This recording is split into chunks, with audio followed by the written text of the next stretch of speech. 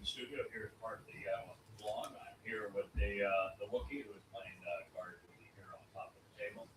There will be no beasties that interfere with this program on this tabletop during this show. Of that we can be certain. Before we begin today, I want to speak on a couple of things.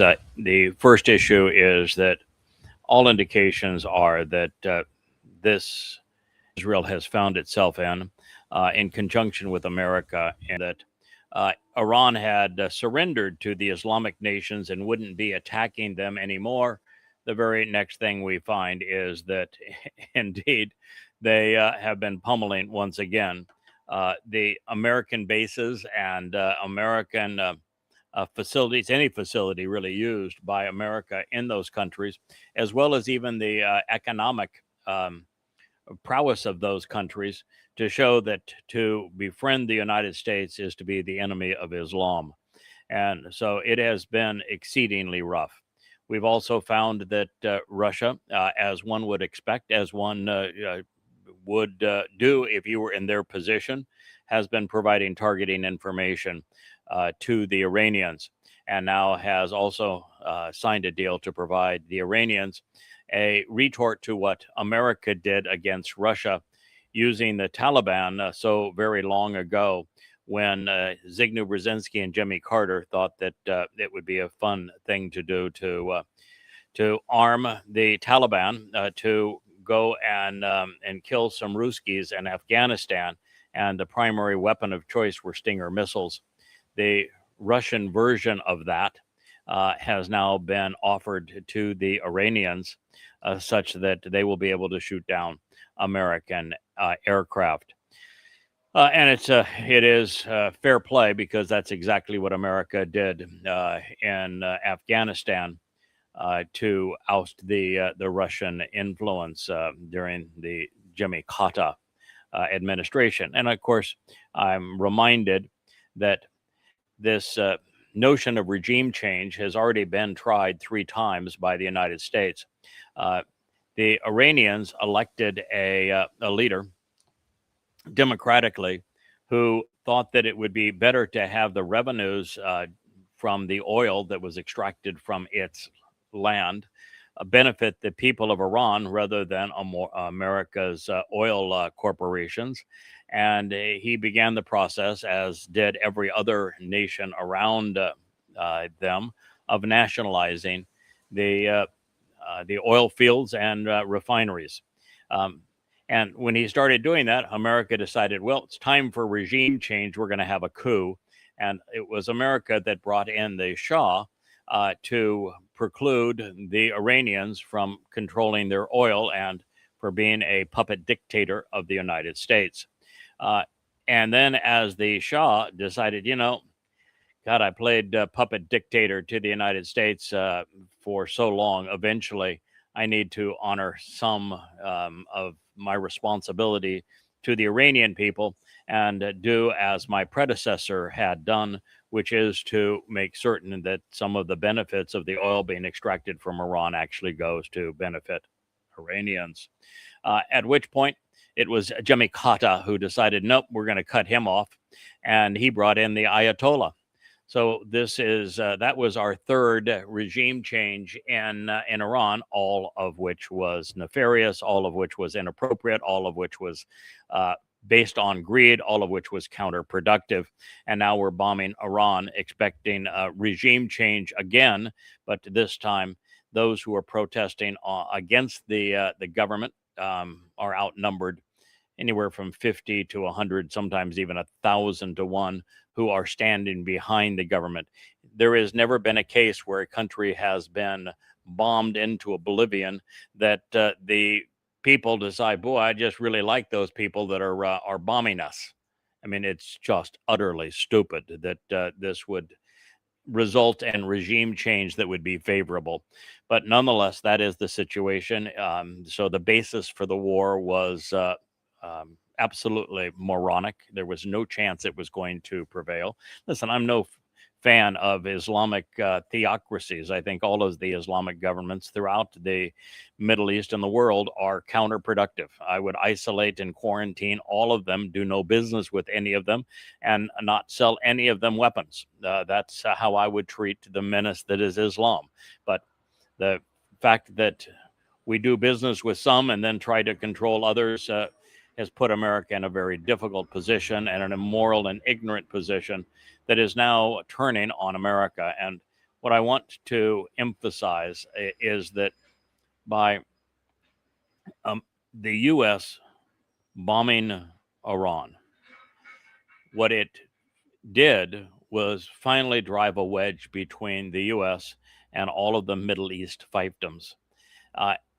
And it's because even though they said you can't use our airspace, you can't use your bases, which was, many billions of dollars invested in them to attack Iran, the fact is that the Iranians still recognize that the way to prosecute the war was to go after the American installations, the CIA, the NSA, and military operations throughout the Middle East to deprive America of the ability to use them and to drive a wedge between Muslims and the United States. And they have been largely successful in doing so. And in doing so, what happened and the result of it's going to be that the age of the petrodollar, of America promising protection for those countries in exchange for them limiting the sale of gas and oil to the dollar, is now over. And it was quickly cratering as a result of America's malfeasance when they seized the sovereign wealth of Russia and used dollars as a weapon, and then sanctioned many countries in the world, including Iran, including Russia, including Venezuela, again using trade as a weapon and the dollar as a weapon. This gave rise to BRICS, which is now a viable alternative, and this bombing of Iran is the final wedge, such that the only way that America had any pretense of pretending to be solvent and being able to fund its debt was through the petrodollar, and now that era is over. So Trump assured the rapid decline economically of the United States. You see, every year now, the Fed must refinance $4 trillion worth of U.S. sovereign debt. And there are no takers. China is a seller, not a buyer. Saudi Arabia is a seller, not a buyer. The European Union is sellers, not buyers. Japan, the sellers, not buyers. So there are no buyers. So all that can happen now is to use quantitative easing, which is the illusion of solvency, creating fake money to buy the bonds. And as a result of that, you're inflating the money supply artificially, which will result in rapid runaway inflation. Wheelbarrows buying loaves of bread, wheelbarrows of dollars, useless dollars buying loaves of bread. That is what America has put itself into, that position. And this war on Iran simply exacerbated that situation. There is no other way to deal with it. So we have watched as Donald Trump has miscalculated again. And this act does not stand alone, because this is now the second time that on the pretense of negotiating, the Trump administration lied and went directly to war. And in addition, it follows the tariffs, whereby Trump made enemies of almost every country in the world with his belligerent use of tariffs, which all they did is increase the U.S. Trade imbalance and caused huge inflationary problems, increased unemployment. They didn't cause any new factory development. It was a disaster. And so it's been one miscue after another, and America is in a very, very difficult position as a result of all of this. And the world is just watching America dissolve. And that's really bad for Israel, because with its Gaza demolition as a response to the October 7th Islamic attack in Israel, the nation turned the world against it. It isolated itself from the world. It became hated by almost everyone. You can't find hardly anyone that speaks in favor of Israel today. And as a result of that, Israel put itself in a position where there was only one ally. And that ally turned out to be Rahab, who is Satan incarnate. He is the great betrayer. And so Netanyahu, and his lust for warmongering, isolated Israel so that it has one ally, and now it is the vassal of Donald J. Trump. And they seem to love the man who is betraying them. They have no idea what the prophets said. And it's too bad. The prophets wrote in their language, spoke to their people, and their prognosis is as clear as day, and they've never been wrong. But there's not an Israeli that is even listening to us speak of what they have done to themselves. And all the while, we have spoken vociferously of the unwinnable fight between missile and interceptor. And Israel now is learning that lesson. Even if an interceptor is able to prevail 95% of the time, it always loses. Not only is the difference in cost between interceptor and missile hugely slanted in favor of the missile, such that you suffer economic death in a war because of the difference in the cost. But the fact is that missiles and drones are readily manufactured. You can manufacture, and Iran is in the hundreds per day, where in some cases 100 is the sum total of interceptors that can be made over the course of a year. And so it's no way to win that war. You are always going to lose the battle between interceptor and missile and drone. And Israel doesn't seem to have learned that lesson, even when they ran out of interceptors and had to beg for peace and a ceasefire back a year ago. And here they are again in the same position. And it's not turning out well for Israel. Their primary air base was hammered the other day. Tel Aviv is getting hit hard, and so are the outskirts of Jerusalem. This is a war that Israel cannot win. I mean, the United States can't win this war. There is no possibility whatsoever that even together they have any chance of prevailing. It was a fait accompli as a loss before they engaged together. And, to go back over spilled milk, but remember Trump saying that he destroyed, absolutely obliterated their ability to make a nuclear bomb, and now we're bombing them again to keep them from having a nuclear bomb less than a year later. Was he lying then, or is he lying now, or is he lying all the time? And those are your choices. And then to see the Trumpites, the Magites, pounding their chests on how wonderful all this is, I'm flabbergasted as to how bright people can continue to make such foolish decisions. Yes, Iran is bad. So was Afghanistan, and so was Iraq. But by invading, America made them worse. Saddam Hussein was a bad guy, as was Muammar Gaddafi. By taking them out and advocating regime change, the consequence was far worse. And look at the difference between Assad, a very bad guy, and now having Jolani and the Islamic State over Syria. Everything we touch, or the U.S. and Israel seem to do, turns out badly. And we're now just 70 days from entering the time of Israel's troubles. So collectively, this is a tragedy on behalf of the the chosen people. The second thing I want to address is something I thought that I would eventually not have to discuss anymore. But a good friend of mine, a guy that was instrumental really to the distribution of information regarding Prophet of Doom when it was written, and then the first insights that were being derived from Yahowah, a man who booked many hundreds of radio programs for me. Once he booked the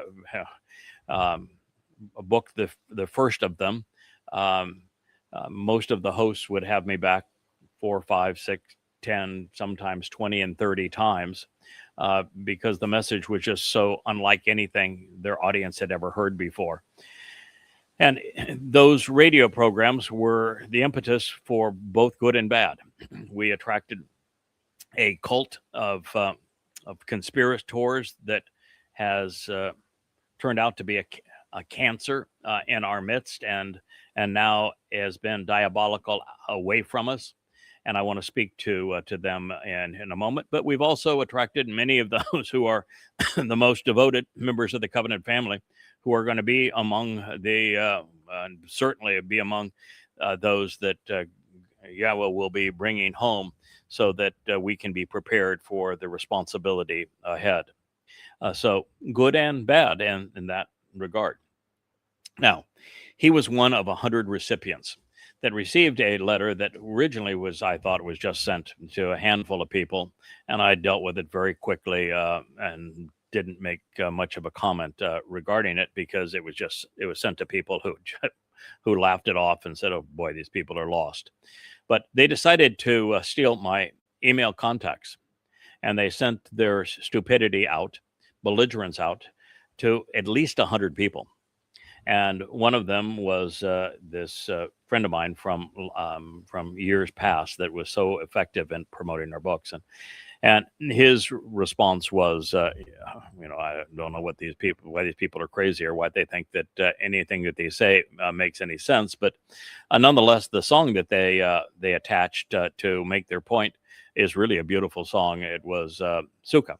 And he says, I think that you ought to promote those songs because they are magnificent. And, he is one of the most effective promoters of people and of things of this nature in the world.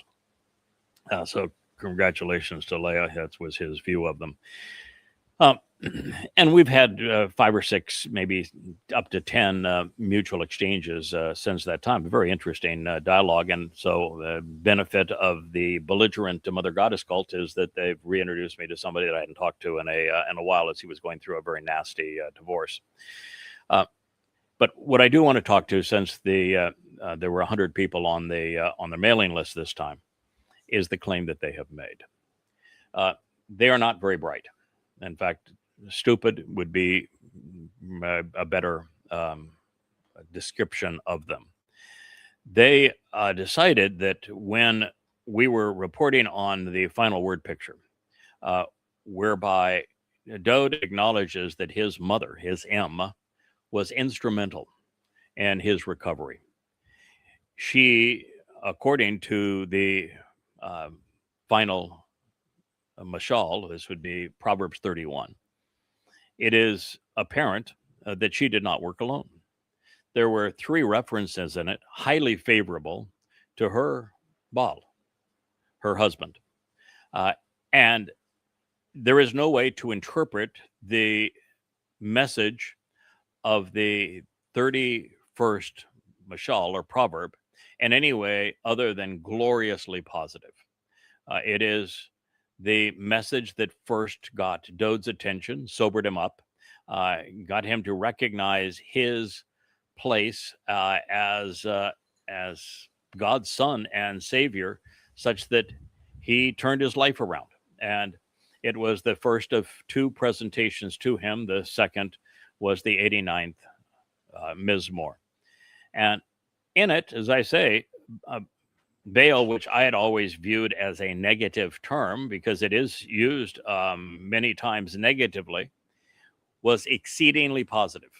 And Therefore, it's like a whole lot of Hebrew words that has a negative and positive connotation. It was used in that mashal just to prove this point, along with a title that also is positive from God's point of view, but also used in conjunction with Baal in a negative light, and that is Ashar.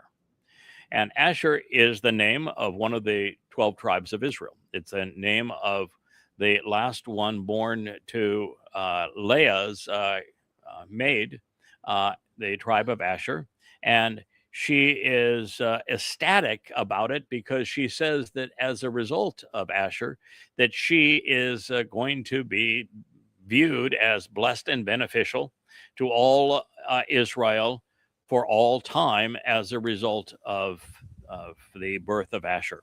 So she is proclaiming it in an exceedingly favorable way. As a matter of fact, she's essentially saying that as Asher, she is the positive side of what was stolen by Asherah on behalf of Satan as the queen of heaven and mother of God. She is viewing it as the word actually means by its actual definition, that she is beneficial and that she is a blessing to God's people as a result of this. And so here you have Asher, which is one of my very favorite Hebrew words, as you know, is the first word I translated out of Hebrew into English, that speaks of the benefits of a relationship is an exceedingly favorable term throughout the Torah, prophets, and Psalms, confiscated also by Satan to convey a goddess that is used in conjunction with a false god in Baal and Asherah, whereby there were prophets speaking religiously of both and corrupting something that God viewed as favorable, in the case of Baal being husband. So the first thing that you would recognize is that for God to speak of someone using the term Baal, husband of the M of Dowd, that is as favorable as it could possibly be. To condemn a person based upon that reference is to be, well, as I've said, there's a word for that. It's stupid is the word for it. Rich is looking at the cables and the connectivity. He normally would be Johnny on the spot with that evaluation. That's the first aspect of it. You have to be smart enough to know that words have a dark and light side, and that context determines when that is positive and when it is negative, and in particularly in a mashal, this last one, the 31st, that is so overwhelmingly positive, literally saved the fate of humankind. That the woman called Ashar, the blessed and beneficial one, is married to her husband, her Baal, was instrumental in her being successful with Dowd as the son of God, restoring his relationship with Yahowah. It is a distinct honor to be her Baal, her husband, and to have worked in this regard, and to turn that into a negative. These belligerents, these malcontents, these malignant cults of mother goddess fame, infamy, ought to be ashamed, but they're too stupid to be ashamed. The second is they decided they would cite a really lousy translation of Yirmeyah 22, which I've created actually fairly decent translations of, so they didn't have to go and do their own horrible one, where, by the way, they erased Yahweh's name. It doesn't appear now in any of their writings. It went right back to Yod He Wah He, doing to Yahweh's name what the rabbis did long ago, erasing it. And this chapter, this 22nd of Yirmeyah, is condemning of the religious. It is exceedingly hostile to those who have acted in a way to negate the covenant by preferring to be religious, very much like Yahowah Isaiah in the first 10 chapters. Kind of mirrors the same attitude all the way down.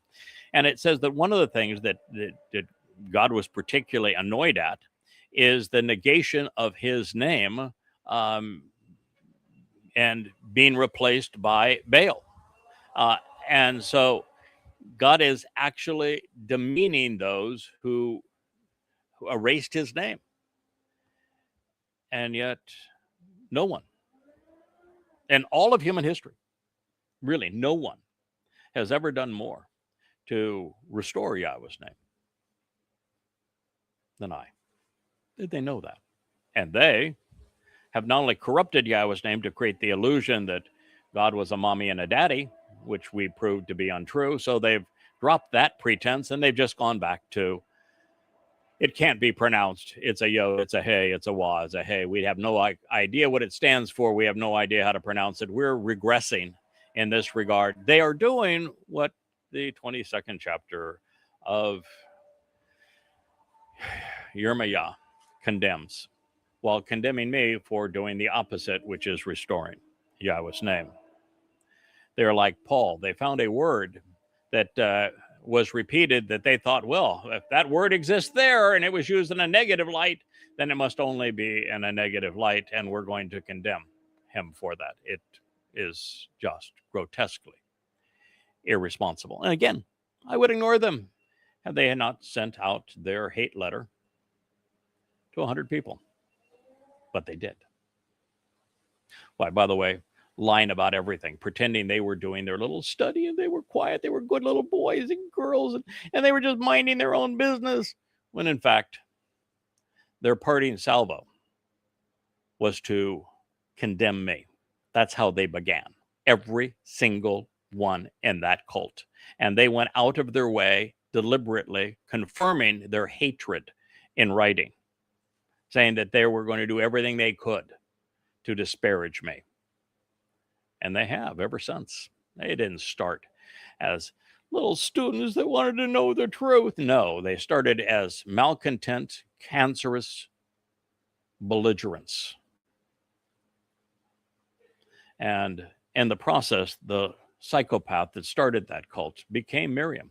Yeah, somebody that at one time was singing in the chorus of the covenant, like Miriam, only then to claim that we too speak for God, to have God strike her with leprosy, exile her from the community, and divorce her.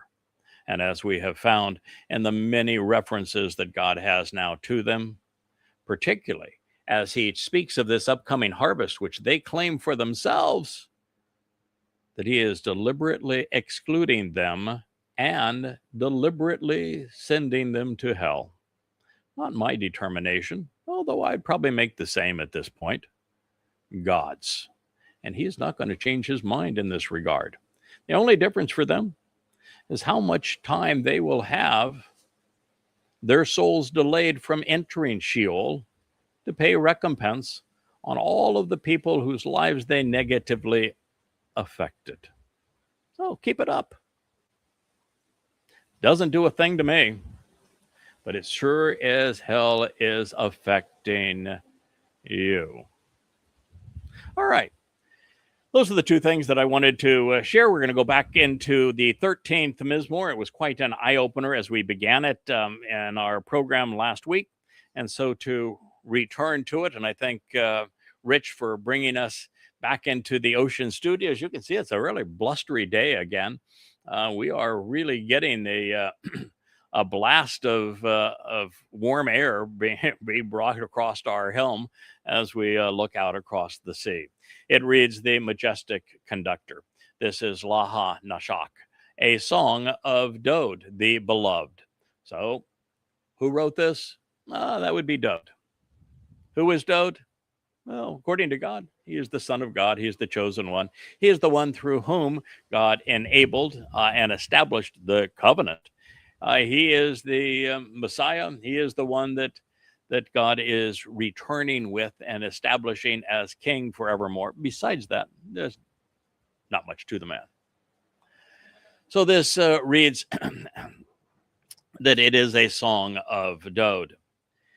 The first statement reads, Yahowah. Okay, once again, Dowd was 3,000 years ahead of the mother goddess Click, and that he knew and used Yahowah's name. He didn't write Yod-He-Wah-He as if it was a word or a name or a designation that could not be pronounced. He is speaking to him, and he says, Yahowah. And it's not hard, really. All one has to do is look at the verbal basis of the name. God gave us the verbal basis. He told Moshe his name was based upon Haya. That tells you how to pronounce 3 of the 4 letters, Haya. And then all one needs to do is to look at the name of the book in which God introduced his name, because he calls it his Torah. And the Wah in Torah is what delivers the O sound. It's also repeated by the Wah in Shalom. Yahowah, for how long, especially on behalf of the enduring witness, this restoring witness of the eternal testimony, will you allow me to be overlooked? Question mark.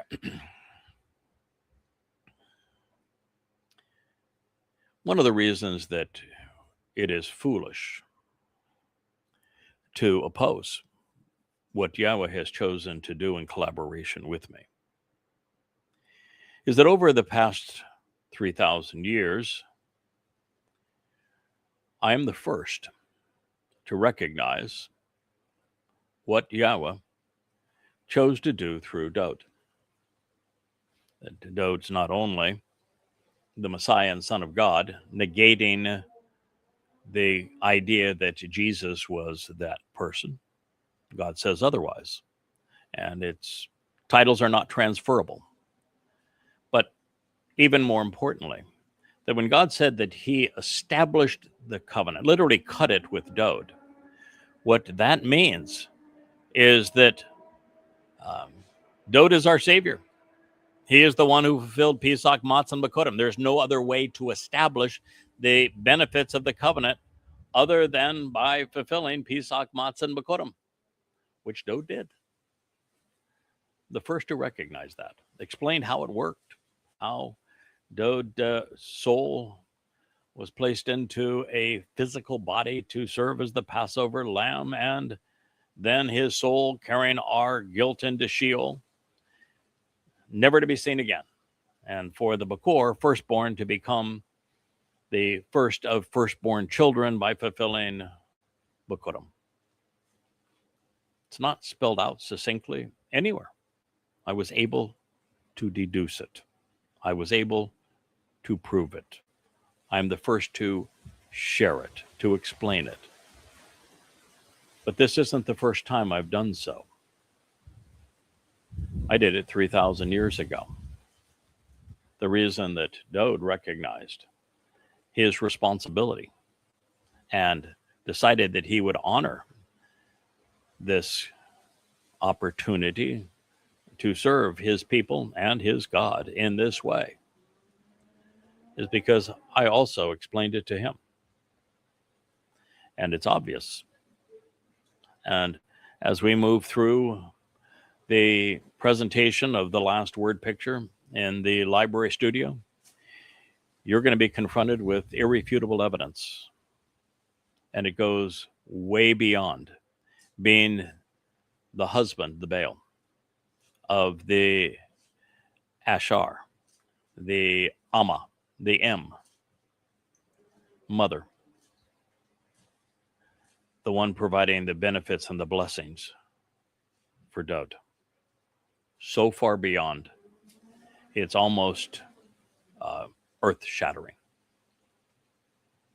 So Yahowah, for how long, especially on behalf of the restoring witness, will you allow me to be overlooked? Answer, until yada Yahowah. That is when it changed. It was 4 or 5 years ago that after working on these books for all of this time that I was finally able to figure it out. I'm going to let this very annoying truck go by. I don't know why they decide that they need to drive by our home 20 times, but they have or why they don't have a muffler on their truck, but they don't. And excuse me if it gets to be a bit irritating, and maybe the microphone is so good and so dialed in by our beloved Rich that you can't hear it, but it's exceedingly loud from my perspective, and it's finally gone. Let's hope that it's gone for good. So for how long, especially on behalf of the restoring witness, will you allow me to be overlooked? The answer was almost 3,000 years. From the time that Dowd wrote this, probably around the 60th birthday, someplace thereafter, between 60 and 70 years of age, which would have been, right around 980, about around 980 BCE to right around 2022 CE. Dowd was overlooked. He was considered the boy who flung the stone. He was considered a very troublesome king of Israel. But that's about it. No longer considered the Messiah. Wasn't considered as the returning king, even though Yahowah said so. He wasn't considered the chosen one. He wasn't considered the Son of God. He wasn't known as the Savior. He wasn't known as the person who enabled the covenant. But he is all those things. He is the promised one. He is the most set apart. He is the essence of everything that God had planned for us. He is God's co-worker. He was not known as any of these things until I was able to deduce them and share them with you. That is the answer to how long he would allow Dowd to be overlooked. Then Dowd speaks of Yahowah as the Nasak, proving that I was correct, that he is not speaking of a conductor of instruments, but indeed of Yahowah. He refers to him as your enduring eminence, majestic and everlasting guide. For what extent of time will you conceal the direct and close association of your presence with regard to me? That's the essence of it, isn't it? Yahowah chose Dowd to be his co-worker. That's what he states emphatically throughout the Mizmowr, including the 89th. Yahowah chose Dowd's body and soul to fulfill Pesach, Matzah, and Bakurim, to enable the benefits of the covenant, to honor the promises that he had made. And they did this collaboratively. Yahowah placed his Ruach spirit on Dowd, never to leave him. His presence was always with his son. And yet, that direct association between Yahowah and Dowd has been erased, trampled on by Christians and by Jews on behalf of Jesus Christ the myth and Bar Kokhba the warlord.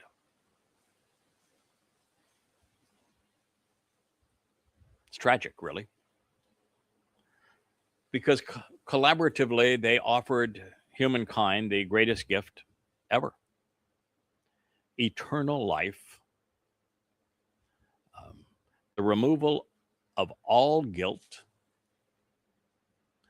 adoption into God's covenant family,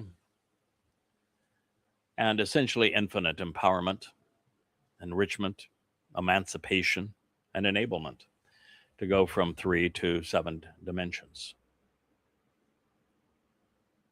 All of that was tossed away. And once again, because it's vitally important, there is one person and only one person who came to recognize that. Now, how important would that person be when he comes to recognize it?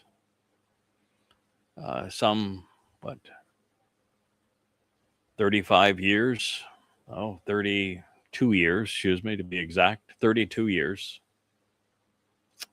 Over time, gradually over that 32-year period, before Dowd's return. Here I'm speaking to you 7 years before his return, still trying to garner Israel's attention so that they know that Dowd is their savior, the Son of God, the returning Messiah, the returning King. Elyon, for crying out loud. Elyon, full influence of God in our presence. It's Dowd. No one knew it or shared it. Not over the course of 3,000 years. There's hints of it in the prophets. Yahowah came closer to it than any. And he did everything but just lay it on the line and say, all right, yeah, it says that the lamb carried our guilt, but in that particular discussion, he didn't name the lamb. He just told you, if you want to understand this, listen to the man who knows the identity of the Zerah.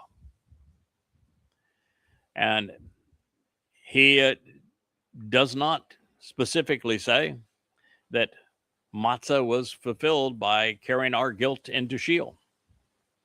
But yet it's obvious. At least it was to me. And I've subsequently proven it. No one says in so many words, Dowd's body served as the Passover lamb, and yet that's the only logical conclusion that you can deduce from the prophetic accounts. But no one said it. Until now. And there's no more important truth to behold than that one. So he goes on. And by the way, if you think that I'm bragging here, go away. I mean, for somebody to think that you would choose, boy, I think I'm going to take that title Baal and I'm going to apply it to myself. What a great idea. People will really admire me if I choose that title. Boy, I'll become filthy rich. I'll have followers up the wazoo.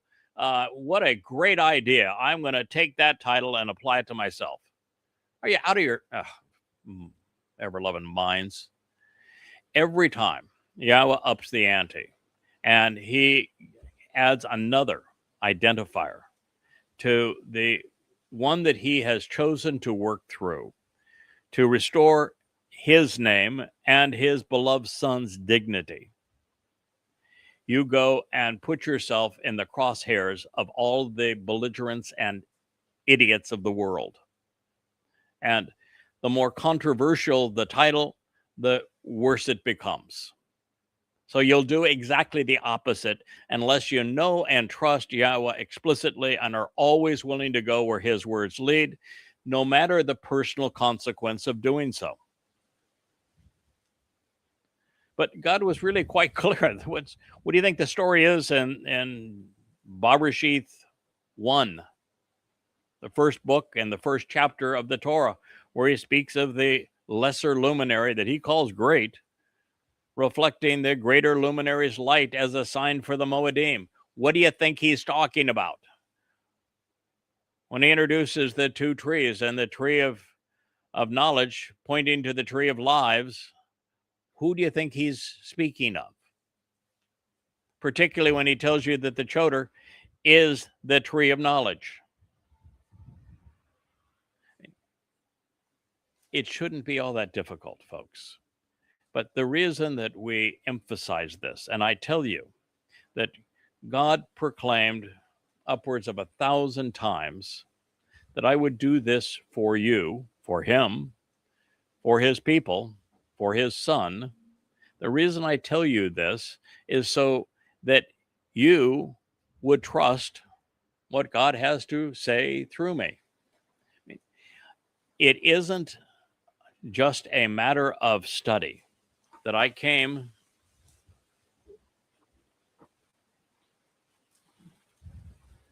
to understand Dowd's role in all of this, certainly. I did see it as I was rewriting the Coming Home series. And as I was retranslating these and incorporating all of the moods into the text, it became obvious to me. But the ability to see how this played out is something, since no one has perceived it previously, and it came into my mind as a revelation, and then I'm pointed to the texts that demonstrate that it's true. What I want you to do is listen. I don't have a problem if you go and read the books. In fact, I'd love for you to, so that you can see that I verify these conclusions. But there's no other way. God said he was not going to speak directly to anyone other than those of his choosing, that he was going to communicate with humankind through humans of his choice. And this is what he's committed to do. This is what he has always done. It is what he will continue to do going forward. Even until the millennial Shabbat, he's going to speak through those he has chosen, that he is positioned in places of authority. You can either trust him and listen to what he has to say through them, or you're not going to be part of it. You know, when embittered Miriam came and said that, we too speak for God, the way God shut her down was to say, when I choose to speak through someone, they know it and you know it. I make it abundantly clear. And that's the reason why I keep on acknowledging all of these many descriptive titles and names that God has used to describe this role. And it should be obvious, because guess what? There is nobody else, not even close. There is no one else, and we have run out of time. There can be no alternative. So, for how long, on behalf of the restoring witness, will I set forth etzah, counsel and advice? You've heard that word etzah before? Does that ring a bell there, King of the Cables? Etzah. Etzah is, without the feminine ending, it means tree. The etz, you'll find there was the tree of knowledge and the tree of lives in the garden. Etzah expands the capability of those trees. It's taking a man and a woman, and when they come together, because etz is masculine, etzah is feminine, it's like taking a man and a woman, bringing them together, and if there is the spark, there'll be three, sometimes four. And together they are, even without children, they are more than they would be individually. Etzah is like so many of the feminine endings to important masculine terms. It blends both intellect and compassion, things that you have to have if you're going to change the world. And etz becomes tree with the etzah of counsel and advice on the entire picture or portrait that God has provided. Etz is the tree. Etzah is the tree of knowledge of good and bad, with everything framed and put into place so you can see the whole story and all the details of the story from beginning to end. Etzah is one of the seven spirits that were bequeathed to the Towrah. One of them also is Diath, which is knowledge. So he is the tree providing counsel and advice on the entire story of knowledge. So for how long will I set forth counsel and advice on the entire picture, this tree of knowledge? Through my soul. Through his soul. Why? Because it is Dowd's soul that matters. He was given a new body to fulfill Pesach, and a soul fulfilled matzah. I have previously stated, and I will admit that now, that I was wrong. I did not appreciate why it would be appropriate for Yahowah to put Dowd, have him be born into the waning years of the third, entering the fourth millennia, by having him enter that life as a baby. So I assumed that perhaps 3 to 4 years, 4 being the time that the Passover lamb, 4 days prior to Passover, that the lamb was brought into the home, that perhaps it was 4 days, just like it was 4 years prior to year 3000 Yah, that Dowd's prior life had concluded. That might have been a reasonable time for him to be inserted, but even then, why? And even then, it's not consistent with God's nature. I thought it was consistent with God's nature not to have his beloved son have to endure Roman-occupied Yehuda for 33 years prior to the fulfillment of Pesach, Matzah, and Bikurim. But I missed something. I missed something that I had not seen because I had not considered the M of Dowd and her Baal husband, pursuant to Dowd's restoration, so that he would be there. But Dowd's quite clear. His mother and his life as a shepherd turned king of Israel was a horrible person that he barely knew and strongly disliked. And his father was a real jerk, a complete loser. And largely because he did not know the love, support, nurturing, upbringing, guidance, modeling of proper behavior of a mother and father, Dowd's life as king was not good. He was bad a lot of the time, a lot of bad judgment. He did not deal with men well or with women well. He did not know how to respond most of the time. And so by not having a loving and supportive mother and father who were part of the covenant, in that life, Dowd came to model Yisrael, whose mothers and fathers have not been part of the covenant and have given rise to malcontents. And largely that was the lesson of that life, is that Dowd came to model Yisrael, and it was only through this intervention that with a mother and father that Dowd got his life back together and his relationship restored with Yahowah. And once you recognize that, then you recognize that, well, you think that Yahowah is going to allow that to happen again? When Dowd finally understands that he's going to serve as the Passover lamb and his soul is going to carry our guilt into hell, do you think Yahowah is going to place him in that position alone? That he's going to be like he was the previous time, without a mother and father? No. And so what do we learn?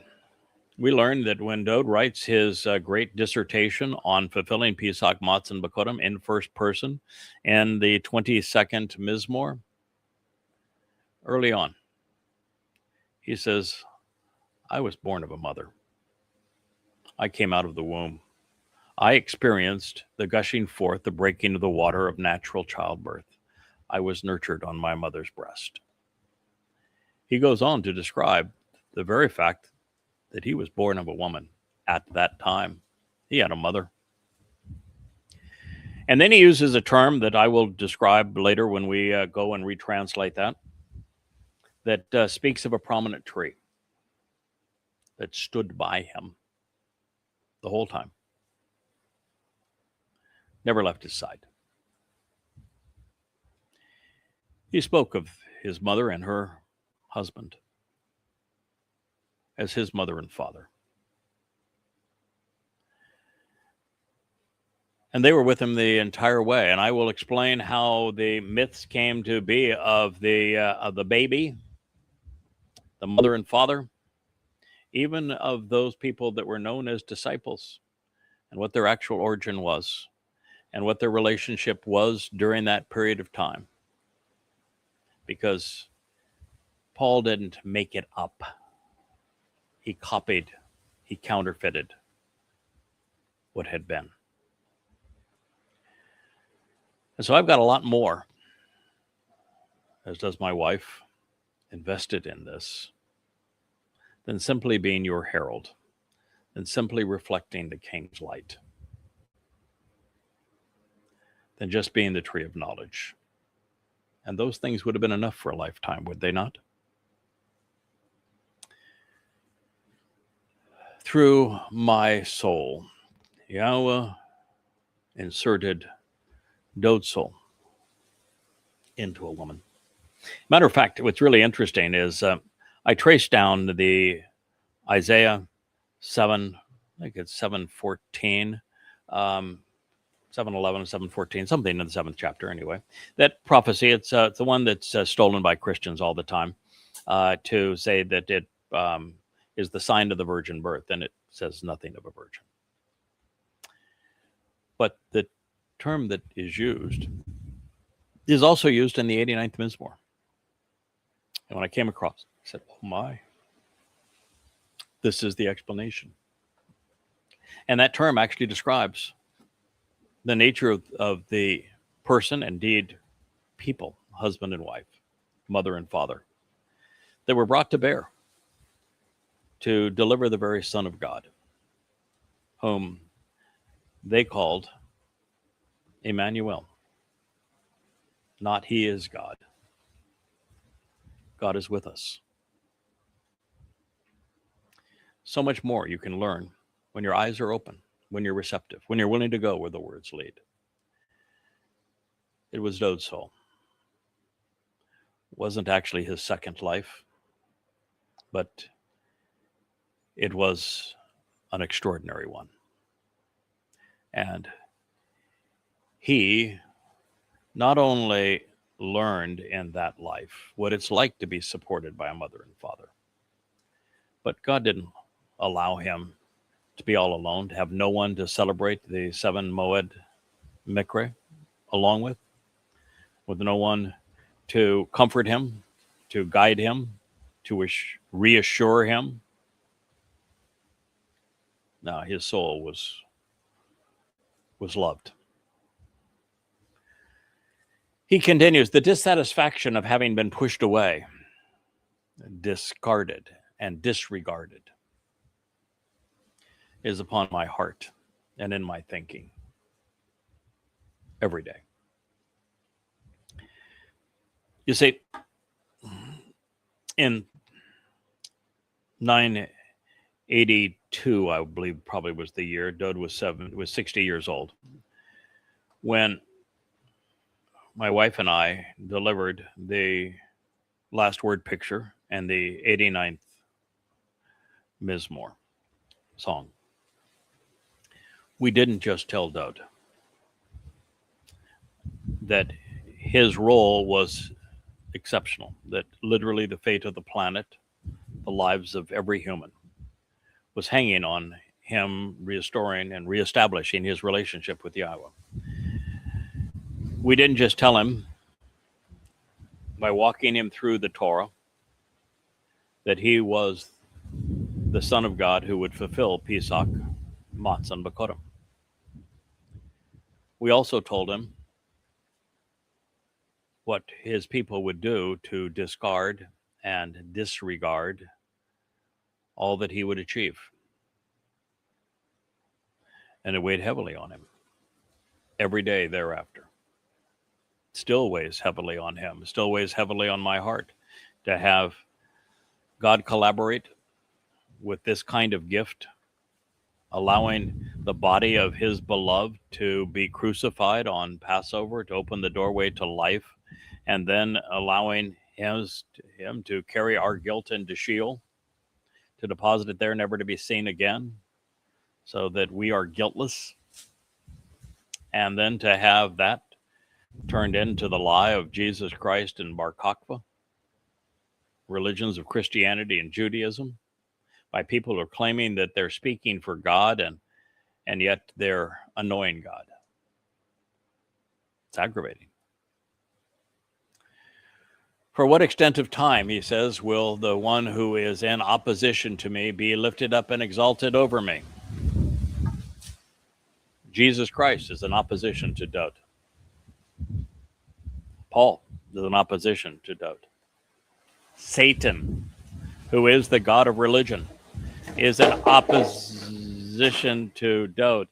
We have a makeshift gateway that keeps a little Kara from running and being free roam, and it blew down. You can just leave it down if we're coming to the end of our program. If they go off and explore, so be it. They are dogs, and they enjoy being part of their pack.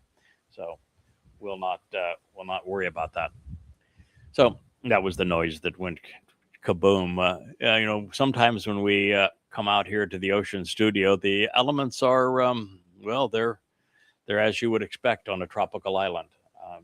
Personally, I enjoy it, but you do have to be able to focus with the world swirling around you. I just think it adds a touch of realism to what we're doing. So the adversary in Yeshaya Isaiah 14, when we are told that he wants to be above the Most High, the word that he uses is Elion. That is a term that is applied to Dowd. It's the influence of Almighty God. And so his goal is to supplant Dowd. Yeah, Satan knows he can't be God, but he thinks he can replace Dowd. And he did, to create Judaism, Islam, and Christianity, all three religions. He came up with false messiahs. And he positioned himself as the Lord God of those religions on behalf of those false messiahs. And so that's who has been in opposition to him. And boy, when you go into social media and you listen to what these idiots say on behalf of their religion, it is just obnoxious. And they have no idea that all they're doing is annoying God. So while it's hard to imagine, there is something far worse than having mankind's most illustrious empire torture the Son of God, which is what happened. There was something more hellish than sending the Messiah to Sheol with our guilt. And that is denying what he has done, which is the essence of Judaism and Christianity. Naturally, Dowd is disappointed that he has been discarded and disregarded, not just for himself, but also for the souls he tried so hard to save. Now, adding to this aggravation, he painstakingly and methodically explained his fulfillment of the Mikre, as did other prophets, and still no one was willing to accept what occurred when it played out as promised. Instead of showing our appreciation and capitalizing upon the gift of life, indeed salvation, the men most responsible for denying his sacrifice are venerated above him. Peter, Paul, Akiba, Luke, Matthew, Mark, all come to mind. Although I think there's one of those individuals that really wasn't bad. Shimon, recall Peter. I think he was, they created a caricature of him. Paul did and Luke did for the purpose of promoting Paul's Gospels. I'll share my thoughts on who they actually were in a subsequent program. So I realize that it's easy to say that Christians are guilty as hell because they admittedly took each of the many hundreds of prophecies that attest to Dowd's words, his accolades, and his deeds, and attributed them all to the myth of Jesus, as if God were a blithering idiot who couldn't distinguish his son from a mythological caricature that was modeled partly after Dionysus. A Christian position makes God out to be a liar and is preposterous. It is also anti-Semitic, since they blame Jews, not Romans, for killing their God. How does man kill God, by the way? I don't know. So while the Christian misappropriation of God's intent is obvious, what about Jews? Some might say that they venerate Dowd because of the Star of David, and I've discussed this in previous programs with you to say, nah, come on, there is no Star of David, nothing anywhere close to a Star of David. And the star is a pagan symbol that not only predates all of this, but it wasn't used in coordination with Jews until around the 15th century. And then it was a rabbinical token in Ukraine, where some rabbis wanted to have a flag, and they decided they were going to put this star on their flag. Who knows why? But you know, the Roman Catholic Church picked up on it, used it to disparage Jews. The Nazi Germans used that same symbol to isolate, disparage, and harass Jews. And then they picked that symbol to which they had been harassed and rebuked, that has absolutely no correlation whatsoever with the Towrah and Prophets or with the Messiah and Son of God Dowd, as the symbol of their country and their religion. Well, they also are antagonizing the Almighty, whose name they happened to erase. You want to know the real author of that star? It's Bar Kokhba. You know what Bar Kokhba means? Son of a star. He was Akiba's false Messiah. So clinging to the delusion that led to the diaspora, Jews subjugated throughout the Holy Roman Empire continued to identify with this symbol of false religious hope. Mocking them, the Roman Catholic Church made them wear it as a sign that they should be disrespected and delegitimized, dehumanized, demonized throughout Europe, and they were. That's why the Nazis used it, and to the same effect. Therefore, to attribute this symbol of denial and degradation to Dowd is as delusional as it is disgusting. I can tell you quite certainly that when Dowd returns with Yahowah, at least 10 days prior to that time, all traces of the Israeli flag and symbols of that star will be destroyed. God's disgusted by it. Dowd, as a prophet, was able to see the future, but he was also surrounded in his later life with two prophets, both Nathan and Ethan Ha-Izraki. And so he was told all about, maybe even foresaw, Paul's epistles and Akiba's Talmud, and knew the effect that they would have on people he loved, those he was serving. He therefore came to realize that the deadliest plot in human history would be based on discrediting and discarding him, the greatest crime ever committed. It would be Satan's greatest achievement and humanity's most egregious loss. And that crime bears the name Jesus Christ, Christianity, Akiba, and Judaism, Muhammad, and Islam. We'll proceed with one more statement and call it a day. Return to this as we resume this program, hopefully with you tomorrow.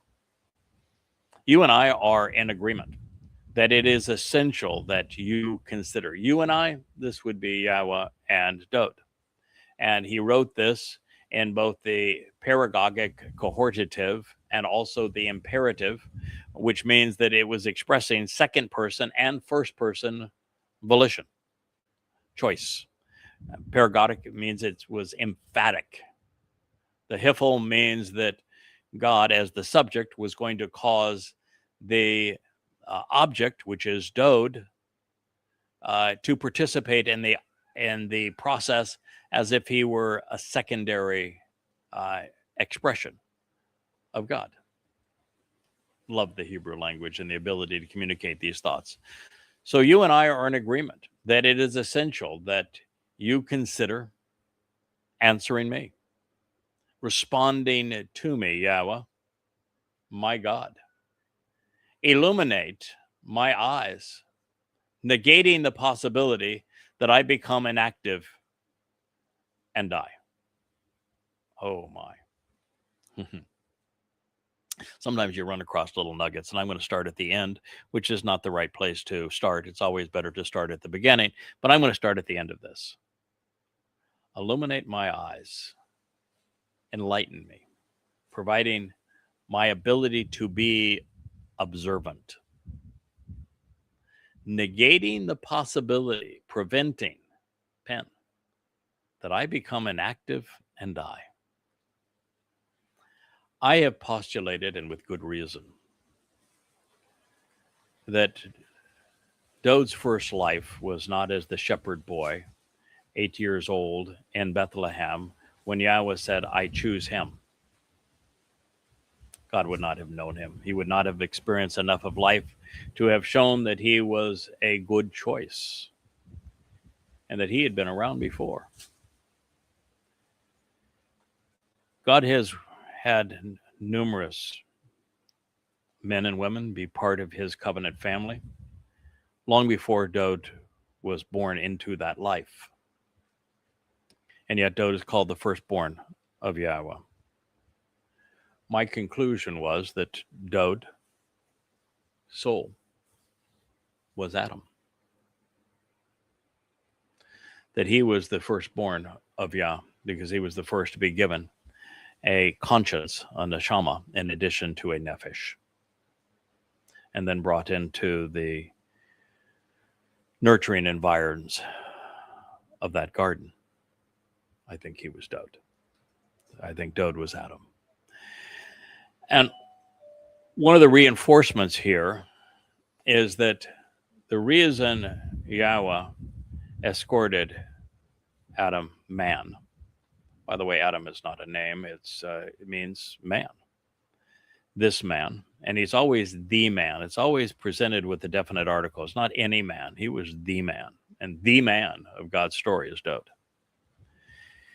The reason he escorted the man out of the garden is described when Yahweh says that it's not good for man to be alone. Once God decided that he was not going to be able to continue to be the man's companion, not based upon what the man was doing. He was not passing muster. He was not observant, which God said was necessary. He was not responsive, which God said was necessary.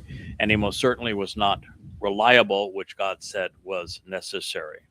And God said, if you aren't those things, then you're going to die. And he particularly tells us as he is removing the rib from Dowd's sides to create a Chowah, woman, to support man so that man would not be alone. And he specifically uses the verb that says that he, Yahweh, caused the fall of man, not for a negative reason, for man's benefit, so that man, once down, would have a reason to get up, so that man would have the opportunity to prove that we were worth trusting to empower to the extent of the covenant. And what we're told is that Adam was inactive. He was lethargic. He was sleeping on the job. He was in an altered state of awareness. And that as a result of all of this, that, he would die. And so Dowd, having some recollection of that experience, and maybe it was as a result of me explaining it to him, because I've seen it. Now, if I've seen it in this life, I sure as heck saw it in that last life. That Dowd's saying, come on, I want to be observant. Shine your light, illuminate everything around me so that my eyes, my vision, my ability to be observant sees clearly. And therefore it negates the possibility that I become inactive and die. The issues with Adam. You need to be observant. He was not. You need to be responsive. He was not. He was inactive. And therefore it led to death. God is saying, Dowd is saying, I don't want that to happen again. He's subtly reminding us that he knew that he was Adam in the garden. So the beginning says, you and I are in agreement that it is essential that you consider responding to me, Yahowah. This is the reverse of the message that God delivers through the Moedim. In the Moedim, we're told to listen to Yahowah and respond to the invitations that he is offering, and that we come into this nurturing nature of his light and to approach him, because we have to be transformed from material bodies into light energy, being that to which envelops and enables our souls. And so the normal process is God speaks, we listen. God invites, we respond. Now, in Dowd's situation, there has to be a reflexive aspect of this, because Dowd is now going to answer by providing the means to enable the Moedim. So in his case, he is the answer, and it's Yahowah that must respond to enable the benefit. So it is the opposite approach, because now it's not just an invitation to us to respond to God. It is Dowd who is providing that answer, such that it is Yahowah who must respond to Dowd so that we can receive the benefit. Interesting insights, huh? Well, anyway, we've reached the end of our presentation today. I've managed to keep from being blown away. We've had a few distractions along the way, but nonetheless, I like the idea of being able to deliver these programs with the world just happening around us, because, as I say, I think it speaks to the spontaneity and the sincerity of what we're doing, and the reality that this is a live stream for us, stream from us to you. And so thank you very much for being part of this, for listening. And I recognize that we are definitely pushing the threshold beyond where any of us thought we were going to go in our understanding of who God is and what he is offering, what his timeline is, and with whom he is communicating. I think it is a great joy. It's very comforting overall. And I'm delighted that the core of you who listen to these programs are committed to serving with me, with Yahowah, with Dowd, as we move towards the millennial celebration of Sukkah. Again, thank you for listening. Good day.